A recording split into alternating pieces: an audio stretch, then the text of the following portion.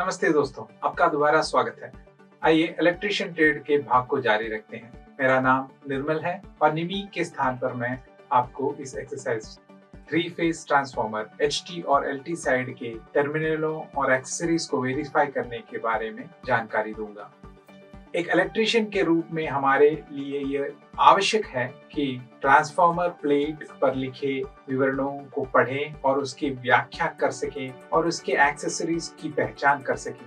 इस एक्सरसाइज में हम यह समझेंगे। इस एक्सरसाइज के पूरा होने पर हम निम्न कर सकेंगे: 3 फेज ट्रांसफार्मर के नेम प्लेट विवरण को पढ़ना और उसको समझना, HT और LT वाइंडिंग के टर्मिनलों की जांच करना, 3 फेज ट्रांसफार्मर के सहायक उपकरणों की पहचान करना। यह सुनिश्चित करें कि उचित पोशाक, चश्मे, दस्ताने और जूते पहने हुए हैं। इस प्रयोग के लिए आवश्यक उपकरण या साधन इस प्रकार हैं: DE स्पैनर सेट 5 mm से 20 mm, insulating cutting plier 200 mm, screw driver 200 mm, volt meter 0 से 500 वोल्ट, मल्टीमीटर। आवश्यक उपकरण या मशीनें हैं: 3 phase transformer 415 240 volt 3 kVA, 3 phase auto transformer input 415, output 0 से 500 वोल्ट 3 kVA। अन्य आवश्यक सामग्री हैं: टेस्ट लैंप 40 वाट 230 वोल्ट 2 नग। लीड्स को आवश्यकता अनुसार कनेक्ट करना। एक 3 फेज सिस्टम इलेक्ट्रिक पावर के जनरेशन, ट्रांसमिशन और डिस्ट्रीब्यूशन के लिए सार्वभौमिक तौर पर इस्तेमाल किया जाता है। इसलिए हमें वोल्टेज को बढ़ाने या कम करने के लिए 3 फेज ट्रांसफार्मर की आवश्यकता होती है। 3 फेज ट्रांसफार्मर 3 फेज सप्लाई पर काम करता है और प्राइमरी और सेकेंडरी दोनों वाइंडिंग में वाइंडिंग के 3 सेट होते हैं। तीनों फेज की प्राइमरी और सेकेंडरी वाइंडिंग को 3 फेज ट्रांसफार्मर के सिंगल कोर पर लगाया जा सकता है। आमतौर पर कम वोल्टेज ऑपरेटिंग वाइंडिंग को LT साइड कहा जाता है और उच्च वोल्टेज ऑपरेटिंग वाइंडिंग को 3 फेज ट्रांसफार्मर का HT साइड कहा जाता है। अक्सर लो वोल्टेज वाइंडिंग को कोर के पास रखा जाता है और हाई वोल्टेज वाइंडिंग को लो वोल्टेज वाइंडिंग के ऊपर रखा जाता है। अब हम 3 फेज ट्रांसफार्मर के टर्मिनलों को सत्यापित करेंगे। सबसे पहले टेबल में नेम प्लेट का विवरण नोट करें। ट्रांसफार्मर की KVA रेटिंग, LT और HT साइड की वोल्टेज और करंट रेटिंग, फ्रीक्वेंसी और कूलिंग टाइप लिखें। 3 फेज ट्रांसफार्मर में हमारे पास 6 टर्मिनल होंगे। LT साइड के 3 टर्मिनल और HT साइड के 3 टर्मिनल। सबसे पहले हमें वाइंडिंग ग्रुप को अलग करना होगा। तो आइए हम वाइंडिंग टर्मिनलों के बीच कंटिन्यूटी जांचते हैं।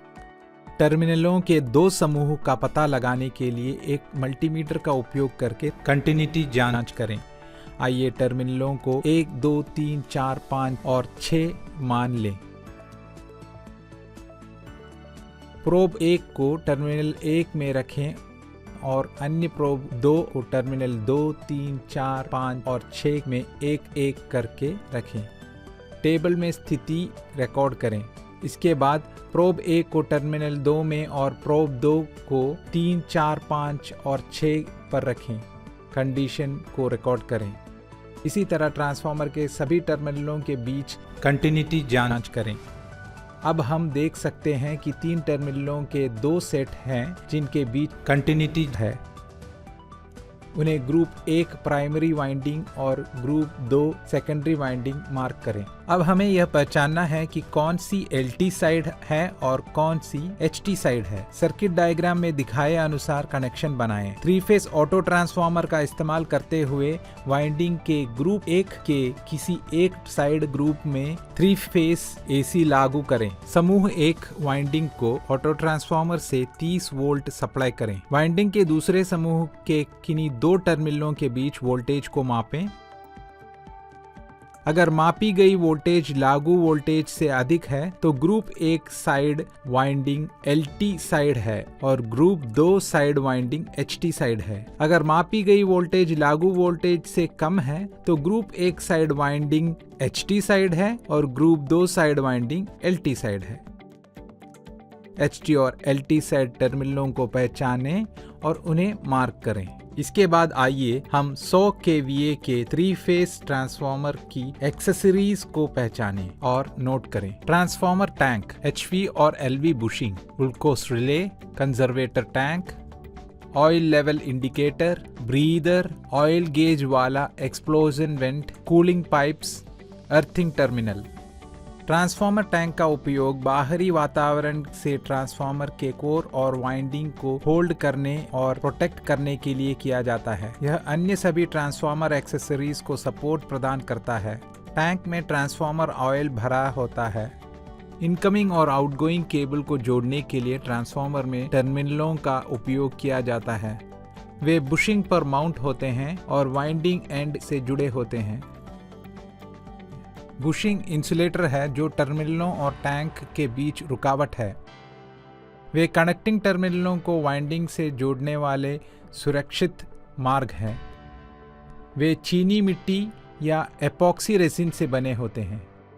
ग्लूकोज रिले 500 kVA से अधिक रेटेड ऑयल इमर्ज ट्रांसफार्मर से सबसे महत्वपूर्ण सुरक्षा उपकरणों में से एक है। यह एक ऑयल और गैस एक्चुएटेड रिले है जिसका उपयोग ऑयल इमर्स्ड भागों में होने वाली खराबियों को समझने के लिए किया जाता है, जैसे इंटरटर्न दोष, शॉर्ट सर्किट दोष आदि। यह मेन टैंक और कंजर्वेटर टैंक के बीच में है। मामूली खराबी के मामले में गैस बनना धीमा होता है और ग्लूकोज कंटेनर के ऊपरी हिस्से में जमा हो जाता है, जिससे उसमें ऑयल का स्तर गिर जाता है और अलार्म सर्किट को संचालित करने के लिए ऊपरी फ्लोट स्विच को सक्रिय कर देता है। बड़े दोषों के मामले में ऑयल के अपघटन से भारी मात्रा में गैस उत्पन्न होती है और इसके परिणाम स्वरूप ऑयल का स्तर और भी गिर जाता है और ट्रिप सर्किट को संचालित करने के लिए निचले फ्लोट स्विच को सक्रिय करता है, जो मेन सप्लाई से ट्रांसफार्मर को पूरी तरह से अलग कर सकता है। ऑयल कंजर्वेटर टैंक एक छोटा बेलनाकार टैंक होता है जो ट्रांसफार्मर के ऊपर लगा होता है और एक छोटी पाइप से मेन टैंक से जुड़ा होता है। ट्रांसफार्मर लोड में बदलाव के कारण ट्रांसफार्मर के ऑयल का आयतन भी बदलता रहता है। कंजर्वेटर टैंक ऑयल के तापमान में परिवर्तन के संबंध में ऑयल की मात्रा के परिवर्तन के साथ ऑयल के विस्तार और अनुबंध के लिए पर्याप्त जगह प्रदान करता है। कंजर्वेटर टैंक के साथ एक ऑयल लेवल इंडिकेटर लगाया जाता है ताकि पावर ट्रांसफार्मर में टैंक में ऑयल के स्तर का पता चल सके और यह ऑयल के कम स्तर पर अलर्ट सिग्नल देता है। ब्रीदर एक बेलनाकार कंटेनर है जो एक पाइप के माध्यम से कंजर्वेटर टैंक में लगाया जाता है और ट्रांसफार्मर में प्रवेश करने वाली हवा के लिए एक फिल्टर के रूप में कार्य करता है। ब्रीदर में सिलिका जेल होती है जो इसके माध्यम से गुजरने वाली हवा से नमी को अवशोषित करता है ताकि टैंक में केवल शुष्क हवा ही प्रवेश कर सके। सिलिका जेल सूखने पर नीले रंग का होता है और मॉइस्चराइज होने पर गुलाबी हो जाता है। प्रेशर रिलीज डिवाइस के रूप में ट्रांसफार्मर के ऊपरी साइड पर एक्सप्लोजन वेंट को फिट किया जाता है। एक्सप्लोजन पाइप के अंतिम हिस्से को एक थिन ग्लास या लैमिनेटेड शीट से कसकर बंद किया जाता है।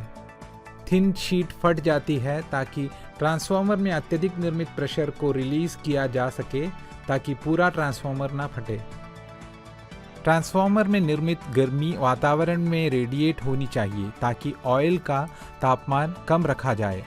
यह ज़्यादा तापमान वाला ऑयल कूलिंग ट्यूब के माध्यम से सर्कुलेट होता है और प्राकृतिक हवा के प्रवाह से सतह के संपर्क से गर्मी को वातावरण में फैलाता है और इसीलिए ट्रांसफार्मर ऑयल को ठंडा करता है। ट्रांसफार्मर बॉडी अर्थिंग टर्मिनल एक इंसुलेटेड कॉपर अर्थिंग कंडक्टर द्वारा मेन अर्थिंग बार से जुड़ा होता है। पावर ट्रांसफार्मर के लिए अर्थिंग सिस्टम के व्यक्तिगत और सामान्य कामकाज की सुरक्षा के लिए काफी जरूरी है। यहाँ 3 फेज ट्रांसफार्मर HT और LT साइड के टर्मिनलों और एक्सेसरीज को वेरीफाई करने की एक्सरसाइज खत्म होती है। मुझे उम्मीद है इस एक्सरसाइज में हमने निम्नलिखित सीखे हैं।